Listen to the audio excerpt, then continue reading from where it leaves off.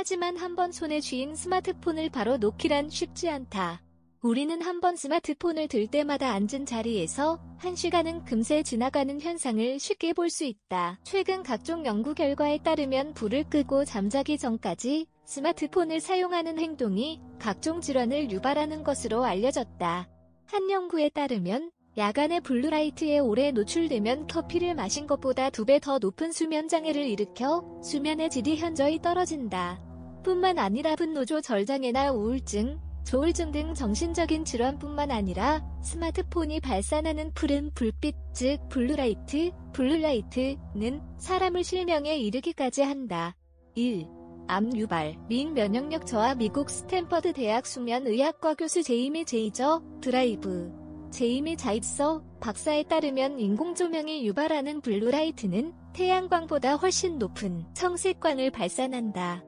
청색광은 각종 암을 유발할 뿐만 아니라 비만, 당뇨병과 같은 대사장애를 일으키고 신체의 면역력을 떨어지게 만들어 바이러스 감염 등 심각한 건강 문제를 일으킨다. 제이미 제이저 박사는 이에 대해 인간 중심 조명이 해법이 될 수 있다고 설명하며 휴먼 센트릭 라이트의 필요성을 강조하기도 했다. 2. 학습 능력 저하. 하버드 의대 사담 라만 박사, 샤담 러만은 빛과 생체 리듬, 그리고 수면 패턴에 대한 기초 연구 결과를 발표하며 야간 빛에 대한 위험성을 역설했다. 사담 라만 박사는 야간에 빛에 노출되면 멜라토닌의 분비가 저하돼 수면이 불규칙해지고 이는 학습 능력 저하의 원인이 된다고 설명했다.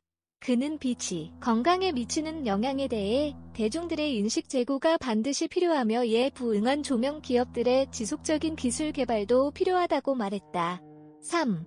수면장애, 민 유방암 발병. 고려대학교 예방의학교실 이은일 교수는 스마트폰의 수면방해가 커피의 2배에 이를 정도로 심각하며 수면 중 더 밝은 빛에 노출된 사람의 수면 질이 현저히 떨어진다고 밝혔다. 이 교수는 우리나라는 세계 2위의 빛공해 국가로 빛공해가 높은 지역에서 여성 야간 교대 근무자의 유방암 발병률이 실제로 높은 것으로 조사됐다라는 점도 덧붙였다. 그는 최근 조명 및 IT 기기의 사용이 증가하면서 빛이 건강을 더욱 위협하는 요소로 부상하고 있기 때문에 야간의 빛의 노출을 최소화하고 주간에 태양빛을 가능한 많이 쬐어야 한다고 경고했다. 4.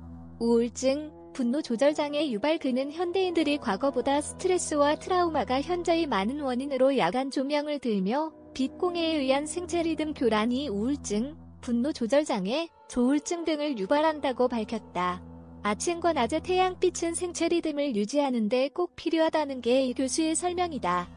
이외 전문가들은 성장기의 청소년의 야간 스마트폰 사용 문제와 청소년 학습과 부적절한 조명 문제 등 야간 조명과 관련된 다양한 문제를 토론하며 빛공해에 대한 대중의 관심을 환기시켰다.